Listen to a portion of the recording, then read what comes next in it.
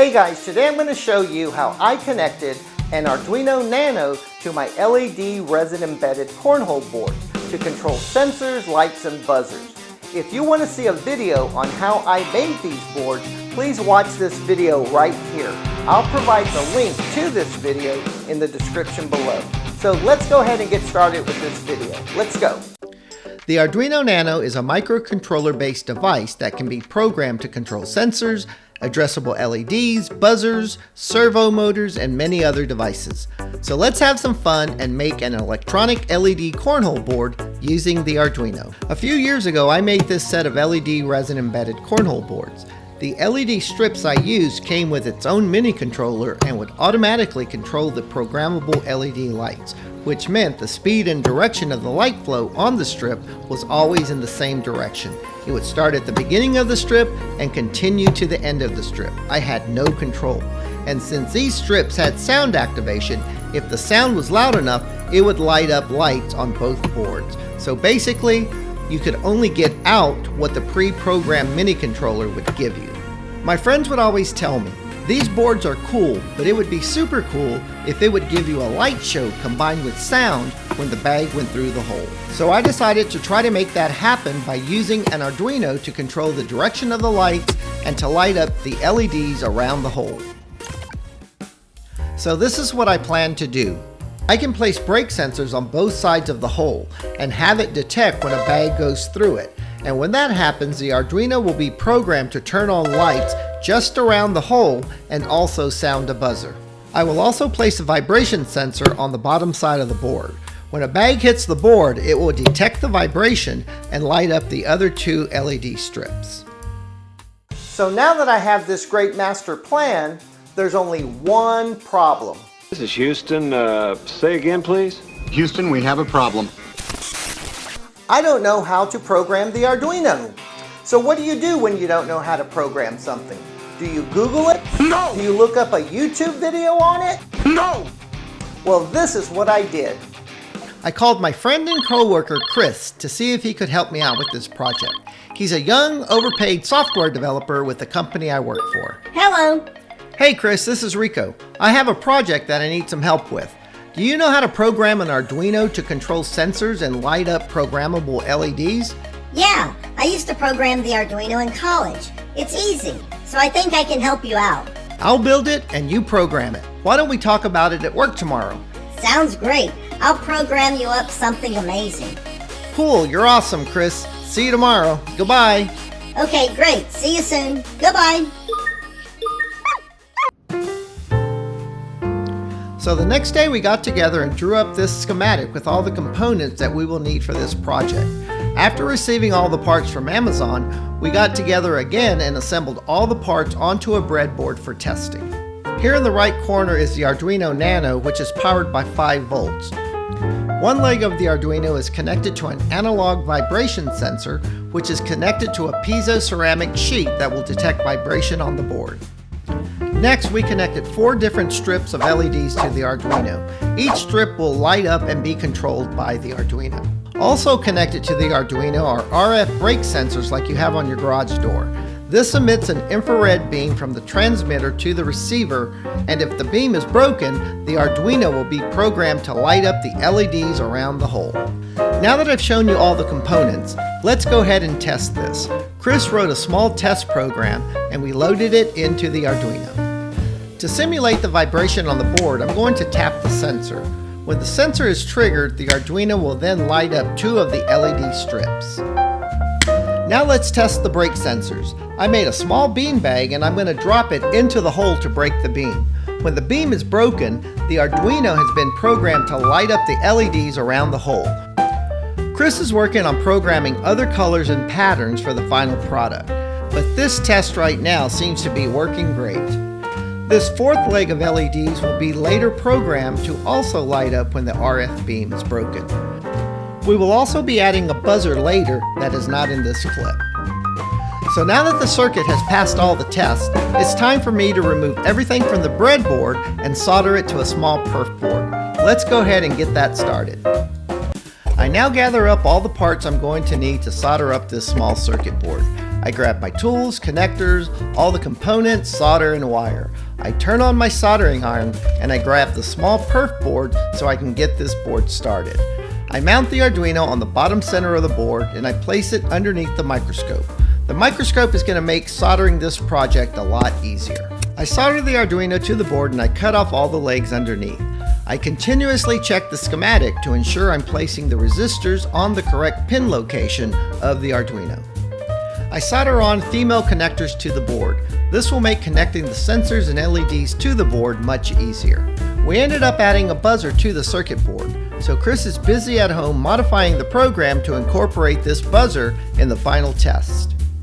So now that this is done, let's move it over to my other workbench and connect all the other components that are going to be on the cornhole board. Now that everything is now connected to the soldered circuit board, let me go ahead and show you the front panel. I glued the fourth leg of LEDs to this panel and it'll be mounted on the front of the cornhole board. I also cut out this piece of translucent plexiglass. This piece will be placed over the LEDs and will light up when a bag goes through the hole. And finally, here's that buzzer that we added to the circuit board. It will buzz when a bag goes through the hole. So now it's time to test the soldered circuit board. So first let's test out the vibration sensor. When triggered, it lights up the two LED strips. Vibration sensor working. Now let me check the brake sensors. I'm going to break the beam with my fingers to light up the hole and the front panel as well as sound the buzzer. Brake sensor and connected parts working. So now I'm going to disconnect the circuit and take all the components to the garage and connect them to the cornhole board. Let's go. Let's flip this board over and let's begin converting it to an electronic cornhole board. I start off by gluing and screwing down two small blocks centered on both sides of the hole. I then screw down the RF sensor on each one of the small blocks. When done, ensure that the sensors are directly across from each other. This way the beam will go from one sensor to the other. I then place the soldered circuit board onto the center of the cornhole board against the cubby. I screw it down to the bottom of the board at each one of the standoffs. I then apply some super strong 3M double-sided tape to the bottom of the piezoelectric sheet, and I place it on the bottom of the board and I press it down firmly. Here I have a number of female connectors that will easily connect all the components to the circuit board. To hook up the LED strips, I will simply add a matching male connector to the LED side and solder it together. I now cut all the wires to the proper length and solder them to the appropriate connectors. On each of the wires, I place a small piece of heat shrink tubing to prevent the wires from touching. I then slide the heat shrink over the soldered wires and shrink them down. I then place a larger piece of heat shrink over the other three wires and shrink them together. This will keep them tightly together and give it a neater look. I continue connecting all the components to the proper connectors. When done, I tape them down to the board to keep them from moving, trying my best to use good cable management for a clean look. Next, I hot glue all the wires to the board near each piece of tape. When done gluing, I remove all the pieces of tape. I laser cut a battery panel for the battery compartment that I will assemble on the bottom of the board. Here's a quick time lapse of the battery compartment build.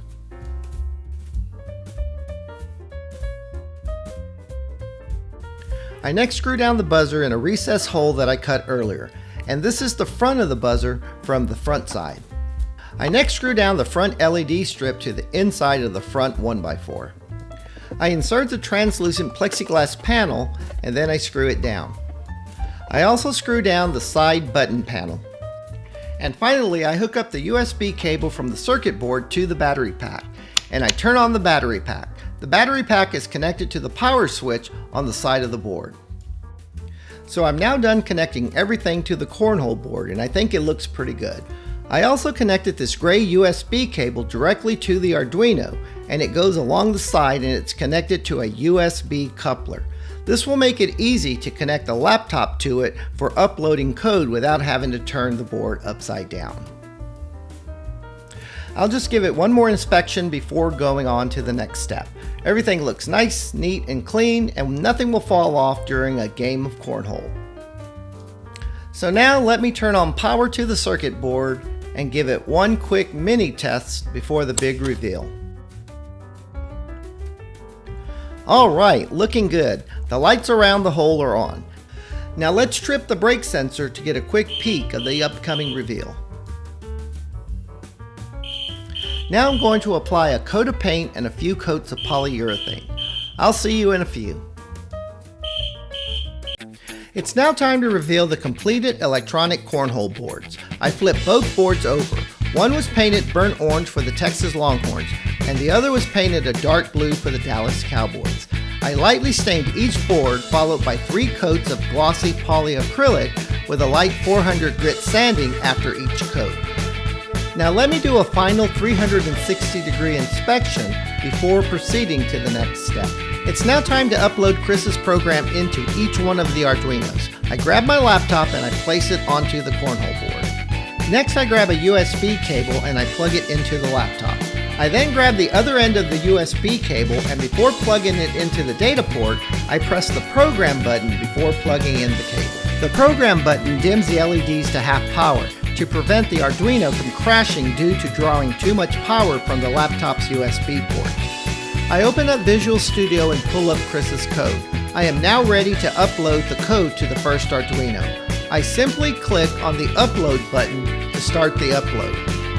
This upload will take about 15 to 20 seconds. When finished, the program alerts me with a message indicating that it is done uploading the sketch. I now plug the laptop into the data port of the other cornhole board. I repeat all the previous steps to upload the same code into the second Arduino. When done, I turn off the data port switch and remove the USB cable from the laptop. Next, I place both electronic cornhole boards onto the floor and I turn on the first one. I then move over to the second one and turn on full power to the second board. When sitting untouched, all the LEDs on the top of the board will calmly breed random colors until a sensor is activated. So let me go ahead and start throwing some bags on the board to wake up those sensors. When a bag hits the board, the vibration sensor detects the vibration on the board and sends a signal to the Arduino to light up the 2 legs of LEDs. It's working just like the small-scale tests. And now for the cool part. When the bag goes through the hole, you are rewarded with a splash of flashing lights, the sound of a buzzer, and a sign that lights up "Good Shot." So it seems like all the electronics on the bottom side of the cornhole board are doing their job. I'm pretty pleased that both boards are working amazingly well with no issues. One of the great things about these LED boards is, if you get tired of the patterns and colors, you can always change them by changing the program. If your favorite team ever makes it back to the Super Bowl, you can customize the colors to match the team colors. I guess I'm going to have to keep waiting. But I can dream!